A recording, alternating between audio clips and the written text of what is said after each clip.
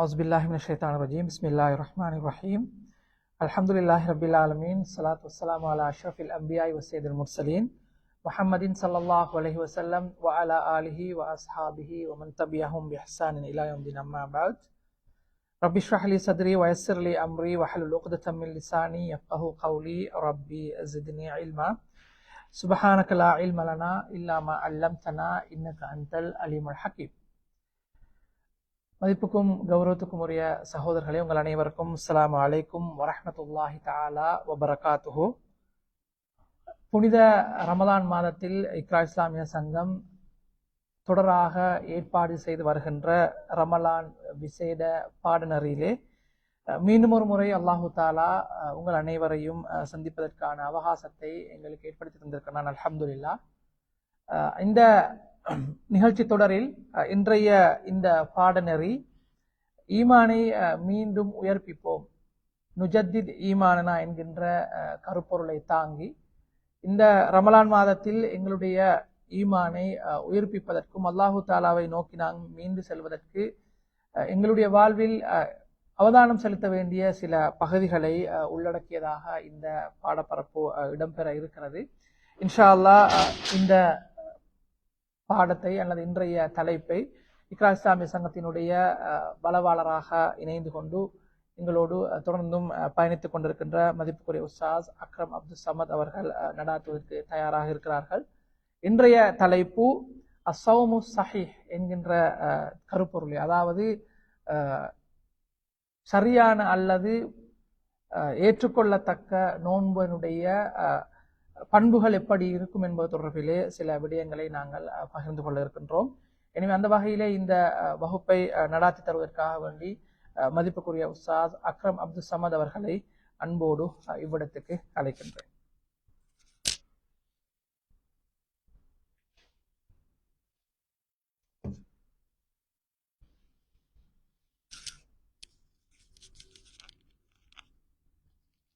சொன்னா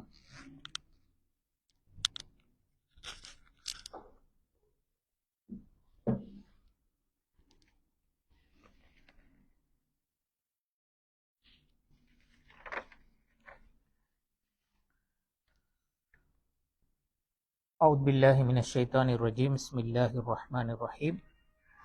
الحمد لله رب العالمين والصلاة والسلام على أشرف الأنبياء سيد المرسلين وإمام المتقين محمد بن عبد الله صلى الله عليه وسلم وعلى آله وصحبه أجمعين. أما بعد. மதிப்புக்குரிய சகோதரர்களே, அஸ்ஸலாமு அலைக்கும் வரஹ்மத்துல்லாஹி வபரகாத்துஹு. எனவே சொல்லப்பட்டது போல அஸ்ஸௌமு ஸஹீஹ் என்று சொல்கிற அந்த தலைப்புல தான் சில விஷயங்களை பேசிக்கொள்ள போகிறோம். நாங்கள் சிம்பிளாக சொன்னால் சரியான நோன்பு, நாங்கள் சரியாத்தான் நோன்பு பிடிக்கிறோமா என்ற ஒரு கேள்வி ஒன்று கேட்டு பார்த்தா அந்த கேள்விக்கு என்ன பதில் நாங்கள் கொடுக்கணும்? நாங்கள் சரியாத்தான நோன்பு பிடிக்கிறோம் என்று சொல்கிற அந்த கேள்விக்கு இப்போ இன்றைக்கு நாங்கள் 5வது நோன்பு பிடிச்சிக்கிறோம். அப்போ இந்த 5 நாளும் நாங்கள் நோன்பு பிடிச்சது சரியாகத்தான் பிடிச்சிக்கிறோமா? போன வருஷம் 29 30 நோன்பு பிடிச்சிப்போம். அதுக்கு முந்தி நாங்கள் நோன்பு பிடிக்கிறதுக்கு தொடங்கின நாட்கள்ல இருந்து எத்தனையோ நூற்றுக்கணக்கான சில வேளை ஆயிரக்கணக்கான நோன்பும் சில வேளை பிடிச்சிருக்கலாம். இப்போ இந்த எல்லா நோன்புகளும் நாங்கள் சரியாகத்தான் பிடிச்சிக்கிறோமா? குறிப்பாக ரமலானுடைய நோன்பு, சுன்னத்தான நோன்புகள் என்று சொல்றதும் இந்த கருத்து உள்ளடங்கும் என்று இருந்தாலும் குறிப்பாக ரமலானுடைய நோன்பு என்று சொல்லி வார நேரத்தில் இந்த கேள்வி எங்களை பொறுத்தவரை மிச்சம் முக்கியம். உண்மையில் இப்ப நாங்க சரியாத்தான் நோன்பு பிடிக்கிறோமா என்று கேட்டா அதுக்கான கிரைட்டீரியா என்ன? இப்ப நோன்பு முறியறதுக்கான மிக முக்கியமான காரணங்கள் என்ன? எதெல்லாம் நோன்பை முறிக்கும்? வெரி சிம்பிளாக சாப்பிடுறது, குடிக்கிறது, உடல் உறவில் ஈடுபடுறது, இந்த விஷயங்கள் நோன்பை முறிக்கும். இது வெரி கிளியரான விஷயங்கள். அப்ப இது தவிர்ந்து கொள்ள சொல்லி தெளிவாக குர்ஆன்லையும் ஹதீஸ்லையும் வலியுறுத்தப்பட்ட 3 விஷயங்கள். இப்ப இந்த விஷயத்தை நாங்க யாரும் எங்கட நோன்புல நாங்க யாரும் செய்யறது இல்லை. அந்த வகையில நாங்க நோன்பு பிடிக்கிற நேரத்துல அதனுடைய அந்த பேசிக்கை நாங்க கடைபிடிக்கிறோம். பேசிக்கான கிரைட்டீரியாவை நாங்க கடைபிடிக்கிறோம். அதுல எந்த பிரச்சனையும் இல்லை. அடுத்தது நோன்புக்குரியான அந்த பிரதானமான சில சட்டங்கள் இருக்கிறது. இப்ப நாங்க நீயத்து வைக்கிறோம். நாங்க நீயத்தை சில சமயங்கள வாயால மொழிகிறது இல்லை. ஆனாலும் நாளைக்கு நோன்பு பிடிக்கிறன்னு சொல்ற அந்த எண்ணம் எங்கட மனசுல இருக்கிறது. அது அந்த ரமலான் மாதம் வந்ததிலிருந்தே எங்களுக்கிட்ட அந்த எண்ணம் மனசில் ஆழமாக இருக்கிறது. ஒவ்வொரு நாளும் நாங்க நோன்பு பிடிக்கணும் என்று சொல்ற அந்த நீயத் எங்கள்கிட்ட இருக்கிறது. அதன் அடிப்படையில நாங்க அந்த சுபகுடைய அதானுக்கு முந்தி நாங்க சஹர் செய்யறோம். அதே மாதிரி மகரிபுக்கு அதான் சொல்ற நேரத்தில் நாங்க இஃப்தார் செய்யறோம். அத நோம்ப திறக்கின்றோம். அப்ப அந்த பிரதானமான சட்டங்களையும் நாங்க கடைபிடிக்கின்றோம். அதுலயும் எந்த பிரச்சனையும் இல்லை. அப்ப எங்களோட நோன்பு சரிதானே, நாங்க சரியாகத்தானே நோன்பு பிடிக்கின்றோம் என்று சொல்ற ஒரு ஆர்கியூமெண்ட் ஒன்று முன்வைக்க இயலுமாண்டா முன்வைக்க இயலும். ஆனால் உண்மையிலே நாங்க இந்த விஷயங்களை நாங்க போய் பார்த்தால், இப்ப நோன்பை முறிக்கிற நான் சொன்ன அந்த 3 காரணிகளும், அதே மாதிரி அதனுடைய அந்த பிரதானமான சட்டங்களும், இந்த விஷயங்கள் எல்லாம் உண்மையிலே நோன்பினுடைய உடம்பு. அது நோன்புட உடம்பு. நோன்புக்கு ஒரு ஆன்மாவும் இருக்கிறது. மனுஷனுக்கு ஒரு உடம்பு இருக்கிறது, மனிதனுக்குள்ளால ஒரு ஆன்மாவும் இருக்கிறது. உண்மையிலே அதாவது அது உயிர் அல்ல, உயிர் அல்லாத இன்னொரு விஷயம் ஆன்மா என்று சொல்றது. இப்ப மனிதன் அல்லாத ஏனைய படைப்பினங்களுக்கு இந்த ஆன்மா வழங்கப்பட்டதாக குர்ஆன் சொல்லல. மனிதனுக்கு தான் இந்த ஆன்மா வழங்கப்பட்டிருக்கிறது. அப்ப உண்மையிலே ஏனைய படைப்பினங்களுக்கு உயிர் இருக்கிறது. அப்ப உயிர் அல்லாத ஒன்றுதான் இந்த ஆன்மா என்று சொல்ற. அப்ப அந்த வகையில மனிதனையும் ஏனைய படைப்பினங்களையும் வித்தியாசப்படுத்துகின்ற, குறிப்பாக மனிதனையும் மிருகங்களையும் வித்தியாசப்படுத்துகின்ற முக்கியமான காரணி ஆன்மா என்று சொல்றது. அப்ப அது ஒரு ஸ்பெஷலான ஒரு விஷயம். அப்ப மனிதன் உடம்பை தாண்டின ஒரு அம்சம் ஆன்மா என்று சொல்றது. அப்ப அது போன்ற ஒரு விஷயம் தான் உண்மையிலே நோன்புக்கும். நாங்க ஏற்கனவே சொன்ன அந்த வரையறைகள் எல்லாம் நோன்பினுடைய உடம்பு சார்ந்த விஷயம். நோன்புட ஆன்மா ஒன்று இருக்கிறது. உண்மையிலே எது நோன்புட ஆன்மா? இங்கதான் ரசூல் ஸல்லல்லாஹு அலைஹி வஸல்லம் அவர்கள் சொன்ன இந்த ஹதீஸ் எங்களுக்கு மிச்சம் தெளிவாக தெரிஞ்ச ஹதீஸ் தான்.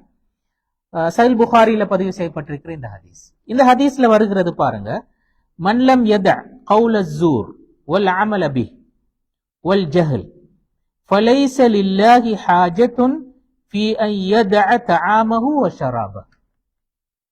இந்த ஹதீஸை நாங்க உண்மையிலே பல தடவை கேட்டு இருப்போம். இந்த ஒரு ரமலான் வந்தால் இந்த ஹதீஸ் ஞாபகப்படுத்தப்படாமல் போவதற்கான வாய்ப்பு மிகவுமே குறைவு. இந்த ஹதீஸ் சொல்லுகின்ற கருத்து என்ன?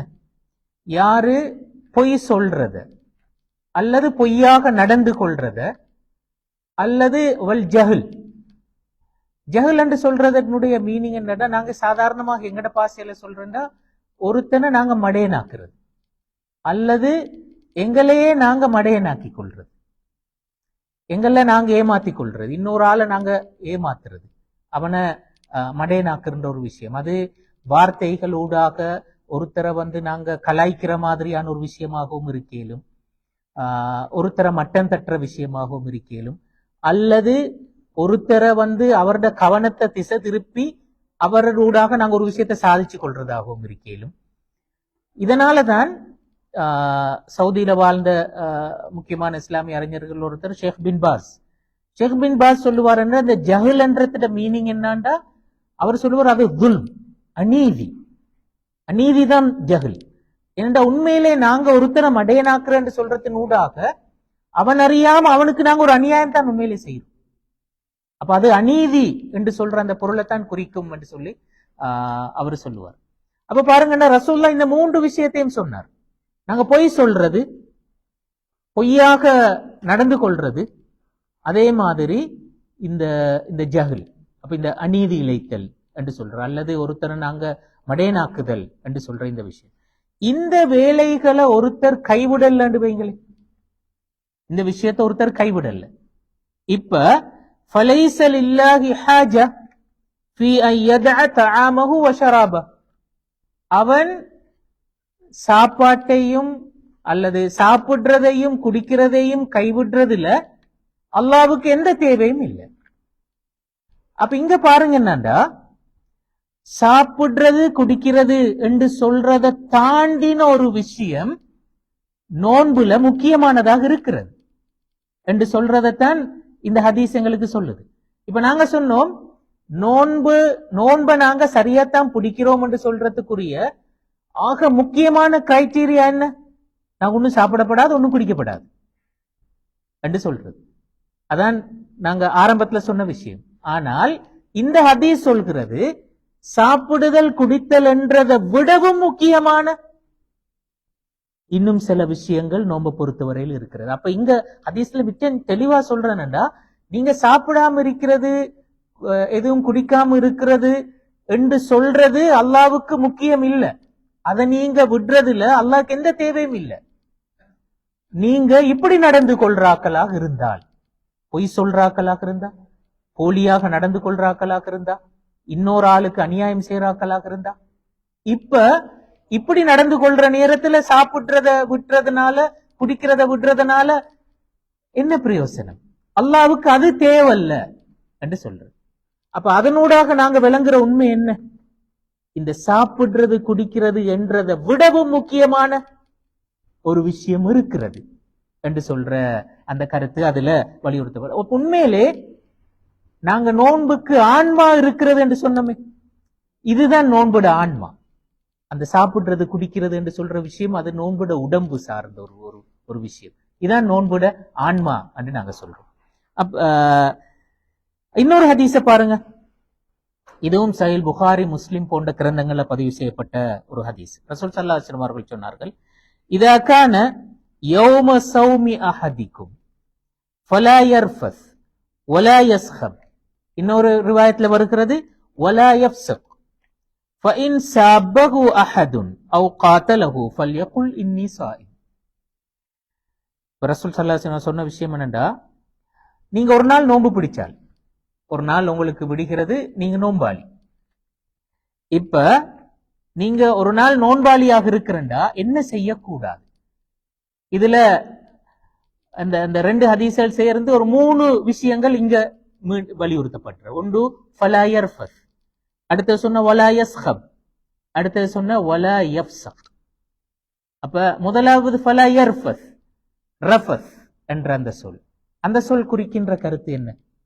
அந்த சொல் குறிக்கிறது உண்மையிலே நாங்க சாதாரணமாக எங்கட அன்றாட பேச்சு வழக்குல பேசக்கூடிய ஆபாசமான வார்த்தை. நாங்க நிறைய இரட்டை அர்த்த வசனங்கள் பேசுவோமே, டபுள் மீனிங் வார்த்தைகள் பேசுவோமே. அப்ப பொதுவாக பாலியல் சம்பந்தப்பட்ட ஜோக்குகள், அது சம்பந்தப்பட்ட வார்த்தை பிரயோகங்கள், பெண்கள் சம்பந்தப்பட்ட ஜோக்குகள், அது சம்பந்தப்பட்ட வார்த்தை பிரயோகங்கள். இப்ப இந்த வகையான விஷயங்கள், அதாவது அது வெறுமனே நாங்க ஒரு இன்டெலெக்சுவலாக ஒரு விஷயத்தை சொல்றதற்காக அல்ல, அப்படி இல்லாம ஒரு ஜோருக்காக, ஒரு குதூகலத்துக்காக இப்படி நாங்க பயன்படுத்துகின்ற இந்த வார்த்தைகள் இருக்கின்றனவே, அந்த வார்த்தைகளுக்கு தான் நாங்க சொல்ற ரஃபஸ் என்று சொல்லி.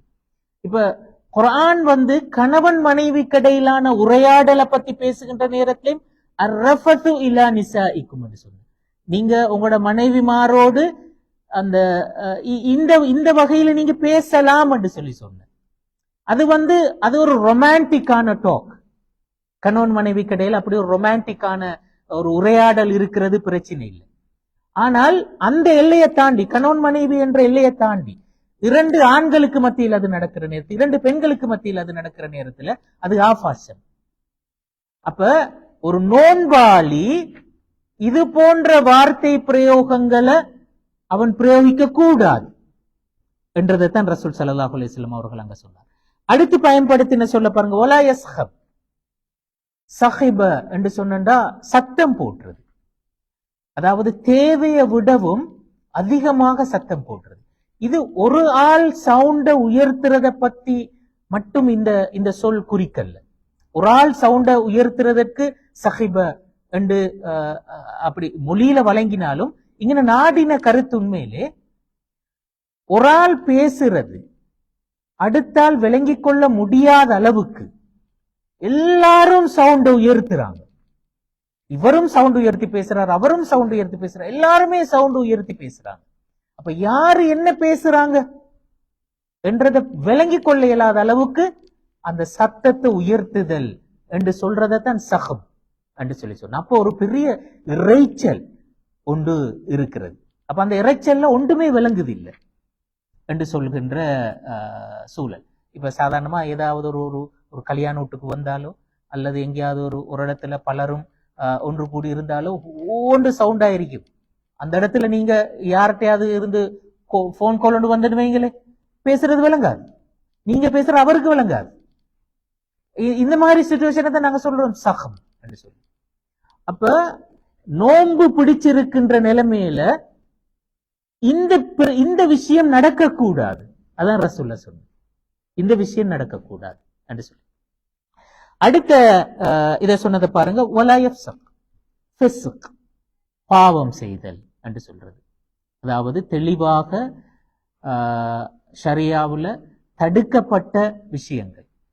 இப்ப நாங்க யாரும் உண்மையிலே நோம்ப பிடிச்சு கொண்டு மதுபானம் மருந்துறது இல்லை, அது பாவம்.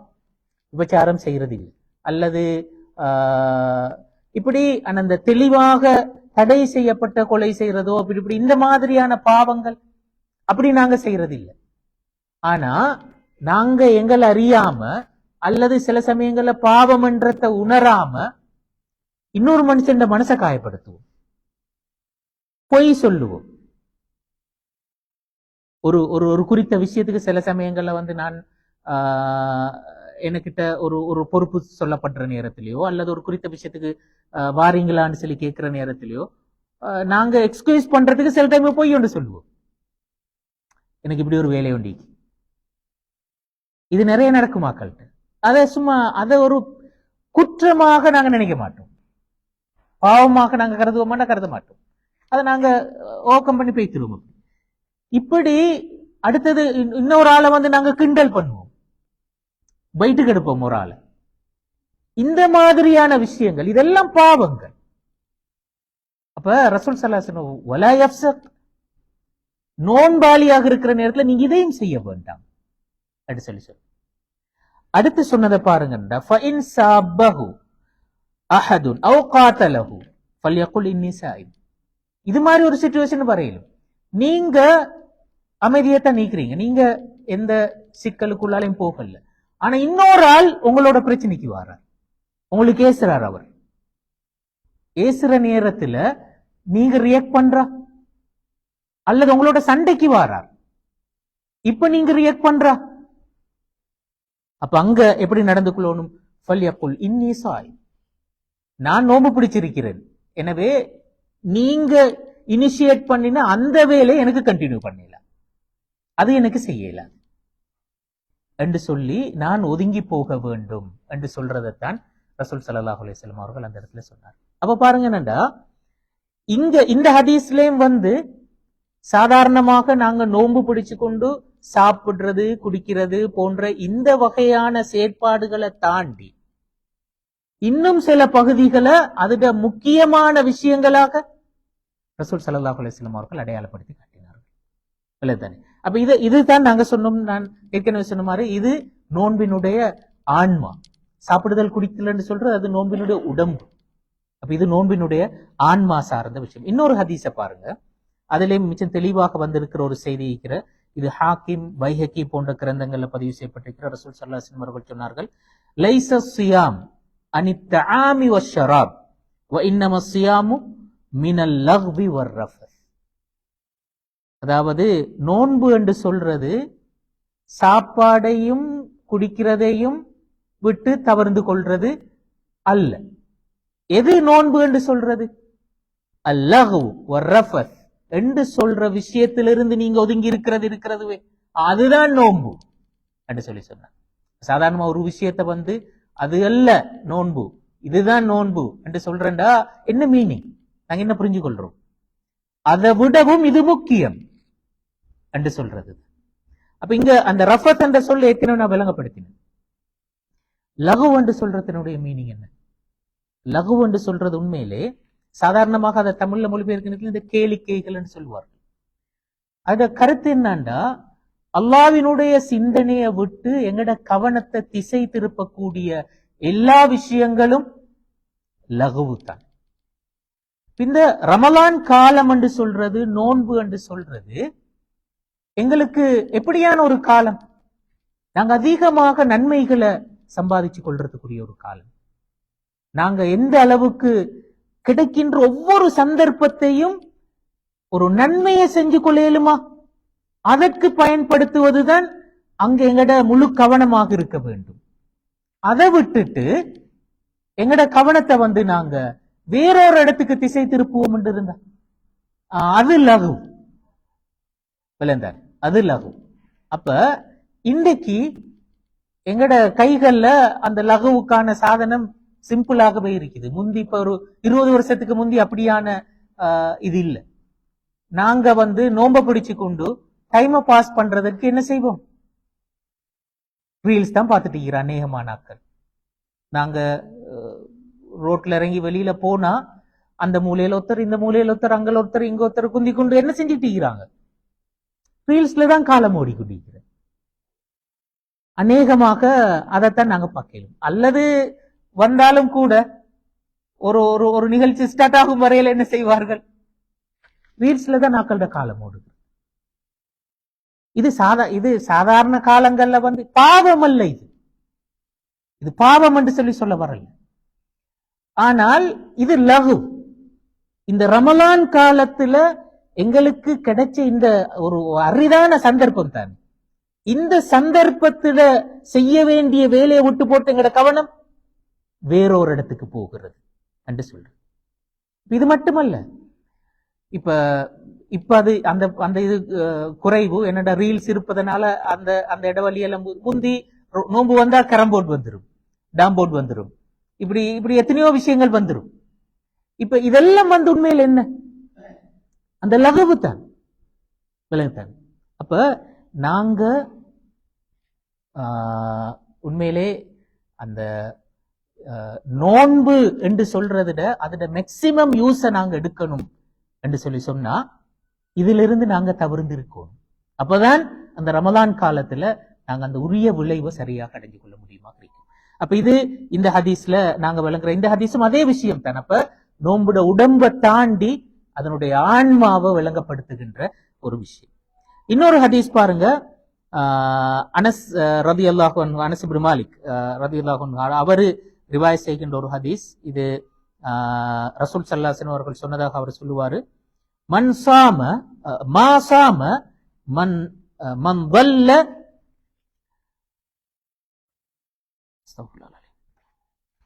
மா சாம மன் ضل பிஅக்லி லுஹூமின் நாஸ். அதாவது மனிதர்களுடைய இறைச்சிய தொடர்ந்தும் சாப்பிடுற வேலையை செஞ்சு கொண்டு இருக்கின்றவர் அவரு உண்மையிலே நோன்பு பிடிக்கல. அதான் அந்த ஹதீஸ்ல கருத்து. அப்படி என்ற கருத்து என்ன? மனிதரோட இறைச்சி சாப்பிடுறேன்னு சொன்னா இன்னொருத்தரை பத்தி புறம் பேசிக்கொண்டு இருக்கிறார். அவரை பத்தி அதாவது இங்க புறம் பேசுறன்னு சொல்றது நல்லதோ கெட்டதோ இன்னொரு ஆளை பத்தி பேசிக்கொண்டு இருக்கிறது. இல்லதானே?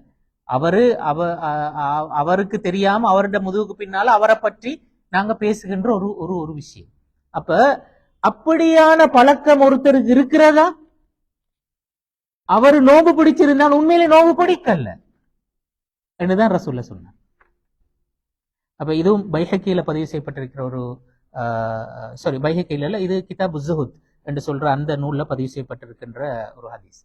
அப்ப இந்த ஹதீஸும் சொல்ற விஷயம் என்ன? அந்த நோன்பினுடைய உடம்பை தாண்டி அதற்கு ஒரு ஆன்மா இருக்கிறது என்று சொல்ற ஒரு விஷயம் தான் இதுலேயும் பேசப்பட்டத நாங்க பார்க்கலாம். அப்ப இங்க நாங்க இதிலிருந்து பெற்றுக்கொள்ற ஆக முக்கியமான லெசன் என்னண்டா, உண்மையிலே எங்கட நோன்பு உண்மையில எப்படி இருக்கணும்? எங்கட இப்ப எங்கட வாயும் எங்கட ஆணுறுப்பும் மட்டும் தான் நோன்பு பிடிக்கணும் என்று சொல்றது அல்ல. எங்கட கண் நோன்பு பிடிக்கணும், எங்கட காது நோன்பு பிடிக்கணும், எங்கட நாவு நோன்பு பிடிக்கணும், இது கை நோன்பு பிடிக்கணும், கால் நோன்பு பிடிக்கணும், இதெல்லாம் நோன்பு பிடிக்கணும். அப்பதான் அது அஸ்ஸௌமு ஸஹீஹ், சரியான நோன்பு என்று சொல்றது. இதனால தான் ஜாபிர் இப்னு அப்துல்லா ரலியல்லாஹு அன்ஹு அவரு சொன்னாரு, அவருடைய வார்த்தைகளை பாருங்க. இதா சும்த ஃபல்யசும் சம்உக், நீங்க நோன்பு பிடிச்சா உங்களுடைய காதுகள், நீங்க கேட்கிற விஷயங்கள் அதுவும் நோன்பு பிடிக்கணும்.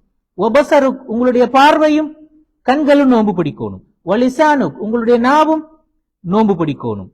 எந்தெந்த விஷயங்கள் இருந்து இதெல்லாம் நோன்பு பிடிக்கணும்? பொய்ய பார்த்தல், பொய்ய பேசுதல், பொய்ய செவிமடுத்தல், இது எல்லாத்திலிருந்து நோன்பு பிடிக்கணும்.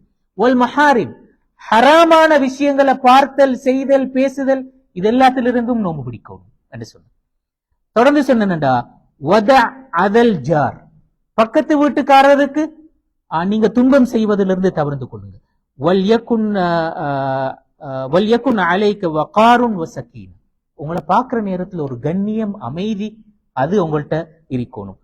வலா தஜ்அல் யௌம ஸௌமிக் வ யௌம ஃபித்ரிக ஸவா, நீங்க நோன்பு பிடிச்ச நாளும் நோன்பு பிடிக்காத நாளும் ஒரே மாதிரி இல்லாம இருக்கும். இது ஒரு சஹாபியுடைய வார்த்தை. அப்ப அவர் சொன்னா, நீங்க சாப்பிடாம இருந்து குடிக்காமல் இருந்தா மட்டும் ஓகே உங்களோட நோன்பு என்று மட்டும் சொல்லல.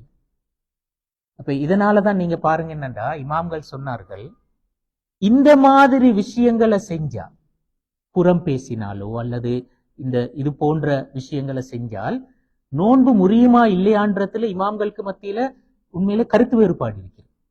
ஜும்ஹூர், பெரும்பாலான இமாம்கள் சொன்னார்கள் நோன்பு முறிய மாட்டாது என்றுதான், முறிய மாட்டாது என்றுதான் சொன்னார்கள். ஆனால் அவங்க எல்லாருமே ஒத்துக்கொண்டு சொன்ன ஒரு விஷயம் என்ன? நோன்பினுடைய பயன் இல்லாமல் போகும், நோன்பினுடைய நன்மைகள் குறைந்து விடும் என்று சொன்னார்கள். அப்ப நாங்க பிடிக்கிற நோன்பு இப்ப சரியான நோன்பு தான் என்று எங்களுக்கு சொல்லுமா? ஏன்னா அதோட பயன் இல்லாமல் போகிறது, அதனுடைய நன்மைகள் குறைகின்றன. இப்ப நாங்க பிடிக்கிற நோன்பு சரியானது தான் சொல்லி எங்களுக்கு சொல்லலுமா? உண்மையிலே சொல்லல. அப்ப நாங்க விளங்கிக் கொள்ற விஷயம் என்னன்னா, நோன்பினுடைய உடம்ப மட்டுமல்ல நாங்க நோக்க வேண்டும், அதனுடைய ஆன்மாவையும் சேர்த்து நோக்க வேண்டும். அதுதான் சரியான நோன்பு. இந்த விஷயத்தை இமாம்கள் வலியுறுத்தினதுக்கு முக்கியமான 3 காரணங்களை இமாம்கள் சொல்வார்கள். முதலாவது காரணம் என்னன்னா, நோன்பினுடைய நோக்கமே இதுதான். லஅல்லக்கும் தத்தக்கூன் தானே குர்ஆன் சொன்னது. உங்களிடத்துல தக்குவா வரவழைக்கிறது. அது ஒரு மனக்கட்டுப்பாடு. உங்களோட பார்வைய, உங்களோட நாவ, உங்களுடைய செவிப்புலனை எல்லாத்தையுமே கட்டுப்படுத்தக்கூடிய ஒரு விஷயம். அப்ப அந்த கட்டுப்பாடு தான் நோன்பினுடைய நோக்கம். அது வரலண்டா அப்ப அந்த நோன்பு எப்படி நாங்க சரியான நோன்பு சொல்லி, அது முதலாவது நியாயமா சொன்னார்கள். 2வது நியாயம் நான் ஏற்கனவே சொன்ன அந்த நன்மை சார்ந்த விஷயம், நன்மை குறைந்து விடும். 3வது நோக்கம் சொன்னார்கள் என்னன்னா, இந்த நோன்பு என்று சொல்றது நாங்க நோன்புக்கு பிறகு நாங்க ஒரு நல்ல நிலைமையில வாழுவதற்கு எங்களை பயிற்றுவிக்கின்ற ஒரு விஷயம் தானே. அப்ப நாங்க நோன்பு ரமலான் முடிகின்ற நேரத்துல, நோன்பு ஆரம்பிக்கிற நேரத்துல எப்படி இருந்தோமோ அதே மாதிரி தான் ரமலான் முடிகிற நேரத்திலையும் நாங்க வெளியில வாரோம். இப்போ ஒரு அந்த இன்புட்டை போட்டா அவுட்புட் எப்படி வரும்? அது டிஃபரெண்டா வரணுமே, அந்த ஃபைனல் ப்ராடக்ட் டிஃபரெண்டா வரணுமே.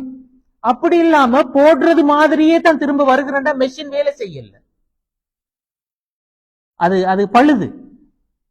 அப்ப எங்கட ரமலான்ல நாங்க தொடங்குற நேரத்துல எப்படி தொடங்கினோம் அதே மாதிரி தான் திரும்ப ரமலான் முடிகிற நேரத்துல வெளியில வாரோம் சொன்னா, அப்ப எங்கட நோன்பு இப்ப சஹீஹா, சரியாத்தான் நோன்பு பிடிச்சிக்கிறோமா என்ற அந்த கேள்வி இருக்கிறது தானே. அப்ப இந்த 3 காரணங்களை இமாம்கள் சொன்னார்கள். எங்கட நோன்பு ஏன் சரியாக இருக்கணும், நாங்க நோன்ப உடம்ப மட்டும் இல்லாம ஆன்மாவையும் சேர்த்து ஏன் பிடிக்கணும் என்று சொல்றதற்கு இந்த 3 நியாயங்களையும் சொன்னார்கள். அப்ப அந்த வகையில நாங்க எங்களை கேட்டுக்கொள்ள வேண்டிய கேள்வி, நாங்க சரியாத்தான் நோன்பு பிடிக்கிறோமா என்று சொல்றது இந்த விஷயங்களை உள்ளடக்கித்தான் நாங்க அதை பார்க்கணும். உடம்ப மட்டுமல்ல, ஆன்மாவையும் சேர்த்து நாங்கள் பிடிக்கணும் இன்ஷா அல்லாஹ். மீதம் இருக்கின்ற அந்த நோன்புகளையும் அல்லாஹு தாலா எங்களோட நோன்பை சரியான நோன்பை அமைச்சு வைக்கிறதற்கு அல்லாஹு தாலா உங்களுக்கும் எனக்கும் தௌஃபீக் செய்தருள வேண்டும் என்று கேட்டு விடைபெறுகின்றேன். ஆஹிர் தவானா அல்ஹம்துலில்லாஹி ரப்பில் ஆலமீன். அஸ்ஸலாமு அலைக்கும் வரஹ்மத்துல்லாஹி வபரகாத்துஹு. ஜஸாக்குல்லாஹ்.